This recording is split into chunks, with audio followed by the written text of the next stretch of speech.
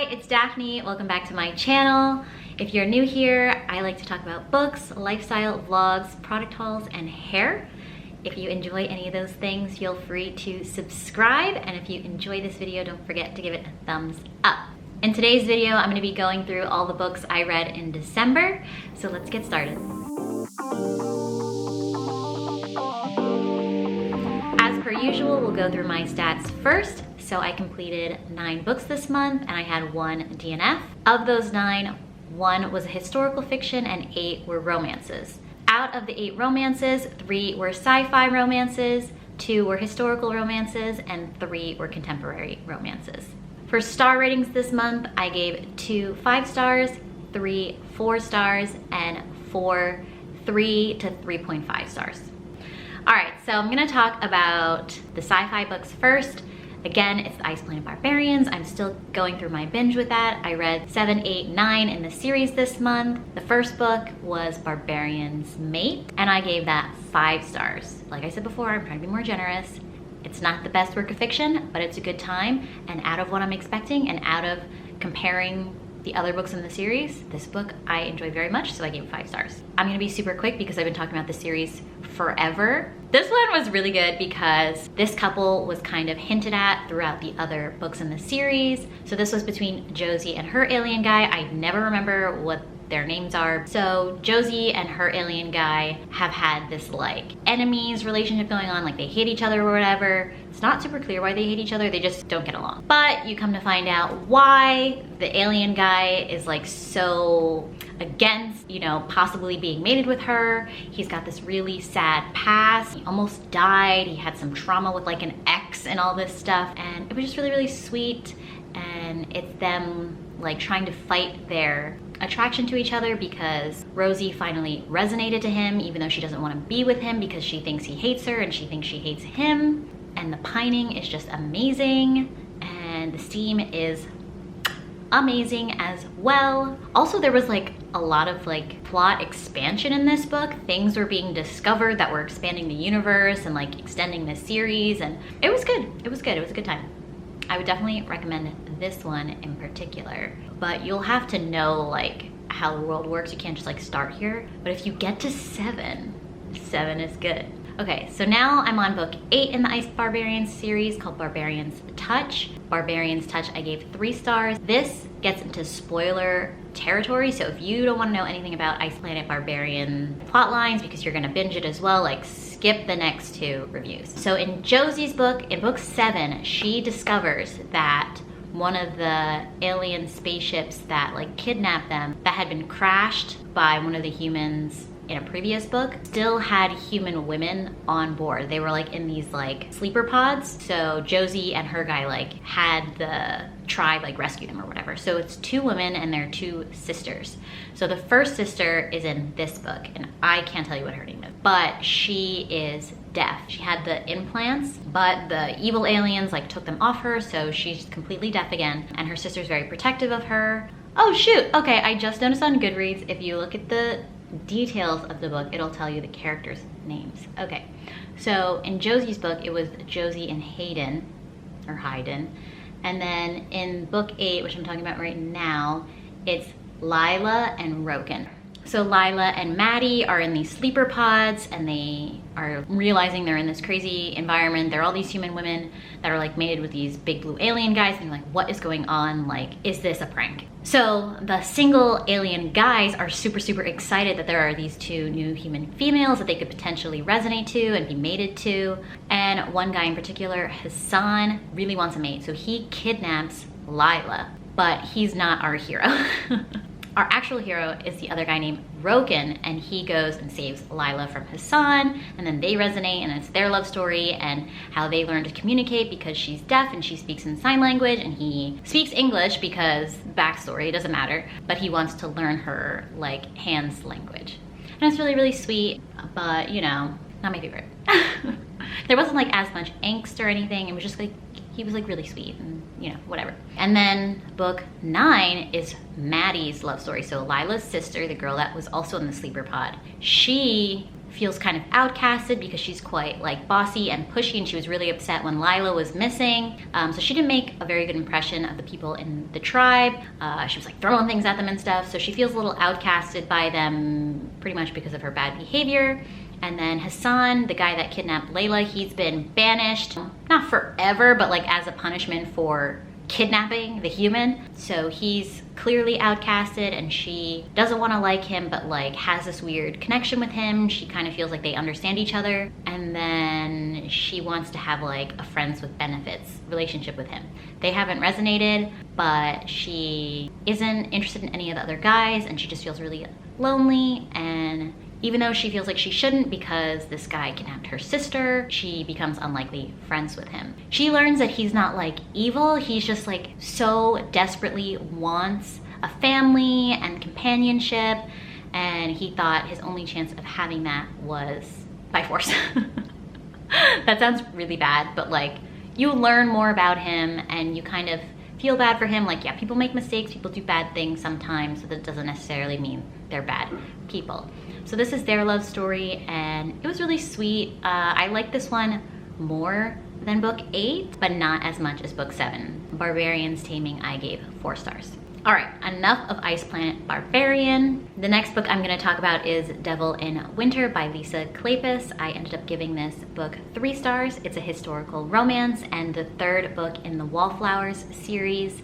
I talked about the series in November's wrap up, books 1 and 2, so I can link that above and down below if you want to check that out. So Evie has a very strict family. Her dad is sick. He's like, he owns like a gaming hall, but he's dying, and her aunt and uncle are like in charge of her, but they're very controlling. They like lock her away. They like physically abuse her. They beat her and stuff like that. It's terrible. Like, they're terrible people. And she is desperate to escape because they want her to be married to her cousin, their son, so they can take her dowry and all her inheritance when her father passes. And they're just terrible people, and she does not want to marry her cousin because 1, that's nasty, and 2, they're evil.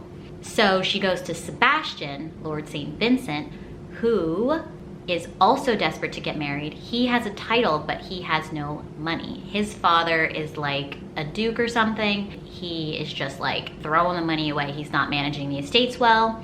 So Lord St. Vincent doesn't have much to inherit, so he wants to marry wealthy. So Evie knows that he's desperate. He's never really noticed Evie before. So she comes to his house and makes a proposition that they should run off to Gretna Green and get married, and it would solve both of their problems. So that's their story and their romance. I'll say I gave this 3 stars because the book really isn't that much about the romance. It's a lot about like the gaming hall and like fixing it up and her dealing with her dad dying, you know, which was like a brief part of it, but still.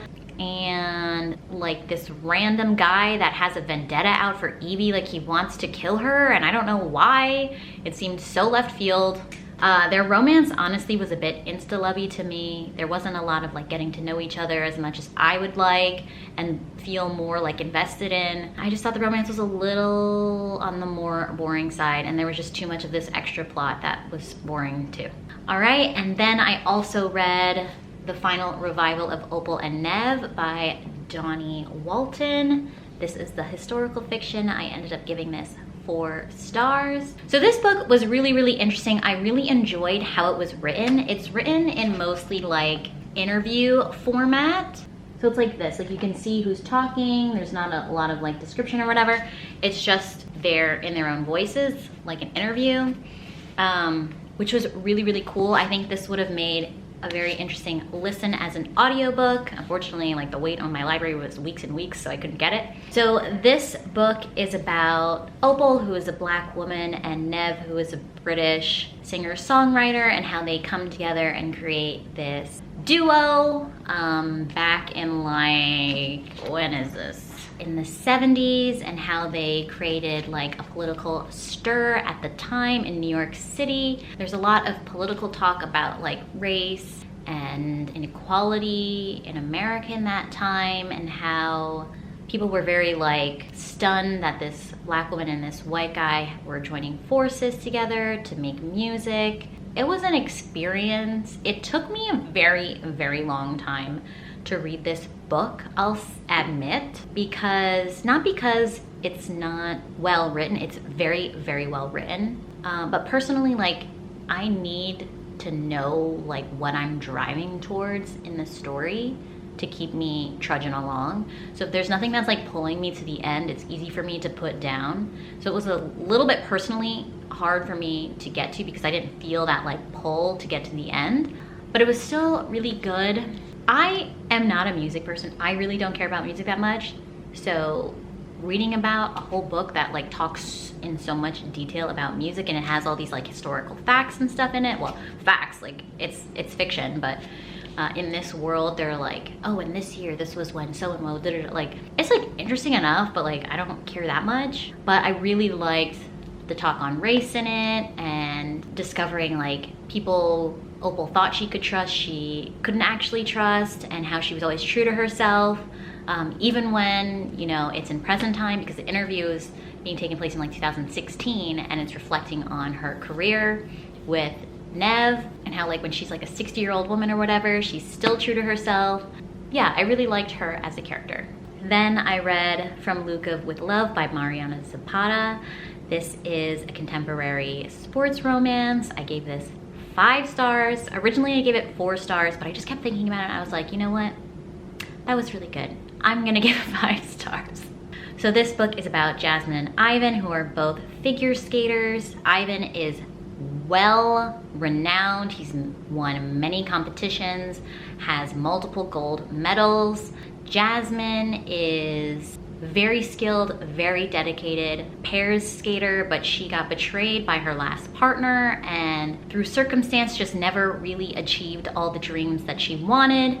She's like 26 now, Ivan's like 29. They've always skated at the same rink. Ivan's family owns an ice rink. So they've known each other for like 10 years, but they've had this like rivalry / enemies kind of banter relationship. And Jasmine just doesn't really like Ivan. But she respects him as a skater. He's very skilled. And then one day Ivan and his coach come to her and ask for her to be his next pairs partner. And it's an opportunity of a lifetime. She really doesn't want to give up her dream of like winning big one day, so she agrees hesitantly because she thinks they hate each other.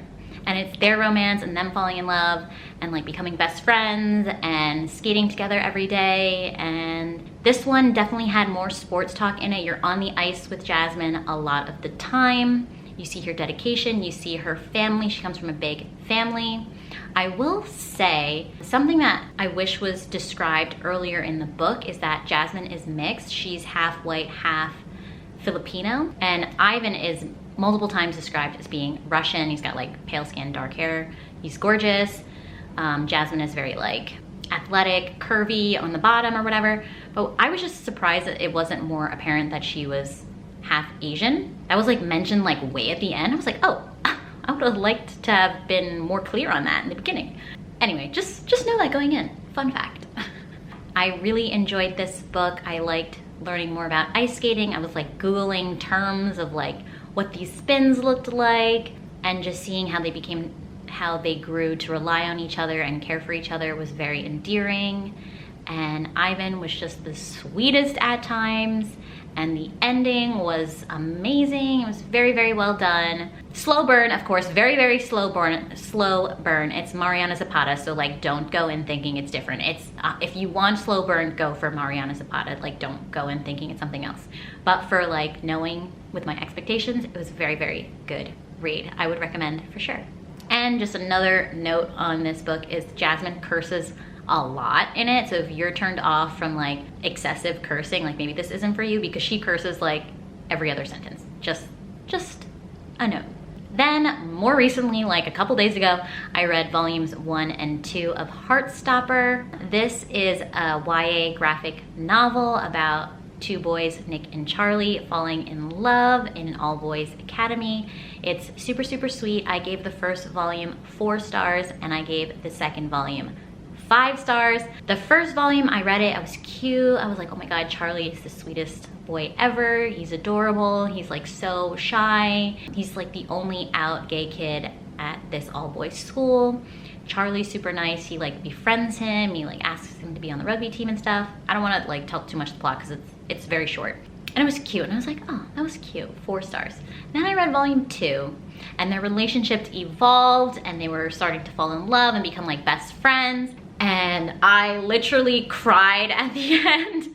So if a book makes me cry, I'm like, I gotta give it 5 stars. I was crying. So I totally understand the hype around this graphic novel series. It's super endearing. It's very, very precious, top tier cuteness. I would recommend this as well. I'm excited to read volume 3 and 4. I believe there's a 4th one out. I have volume 3 taken out from the library as we speak.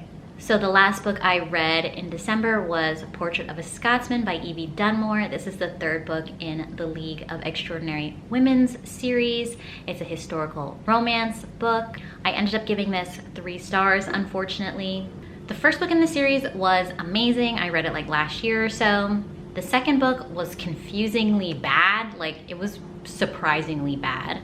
And then this book was a strange mix of really high highs, of really enjoying the romance and the hero, and then really low lows of being like, I'm so confused. This plot makes absolutely no sense. This heroine is so annoying. Like, I don't understand what she's talking about. So it was just like up and down, like, oh, it's like really bad. Oh, it's getting better, it's good. Wait a second, what the is going on? This is terrible. Like, it was a roller coaster ride. So I just went flat 3. I felt like that was fair. So this book is between Harriet and Lucian. Harriet is one of the friends in the friend group from the previous books. She is an artist. She loves painting. She comes from a banking family, so they're well accepted in London society. It's like the 1880s, so women's rights are really trying to be pushed, which is a big part of the plot in these series. They want to get the vote for women. They want women to not just be property of their husbands once they get married, which I like reading about. I like learning about the politics and the policies of this time. And then there's Lucian. He's a self-made man. He pretty much came from nothing and created his own wealth. And honestly, the plot to get these two together didn't make much sense at all. It was okay. I mean, the plot was so bad, like, I don't even want to go into it that much. Lucian, though, is an amazing hero. He is so great. His pining for Harriet was really, really touching. Like, it makes you, like, your heart race. Like, you're like, oh my God, he's so in love with her and he doesn't even understand what being in love is. And then Harriet just ruins it. I'm like, girl, what are you doing? Like, she makes no sense. So yeah, that was really, really disappointing. I don't know if I'll read Evie Dunmore anymore. I know she's capable of writing good chemistry and romance and great heroes, but she really needs someone to help her with her plotting. The last 2 books just like did not make any sense at all. But the steam was good. The steam was good. Not the best I've ever read, you know. I thought it would be like a little bit more like, I don't know. It was fine, it was good. The chemistry was definitely there. The pining was totally there. That was great, but the plot, I'm sorry, it was not good. So those are all the books I read in December. I hope you enjoyed. If you did, please give it a thumbs up. And if you haven't already, feel free to subscribe down below. And I'll see you in another video. Bye.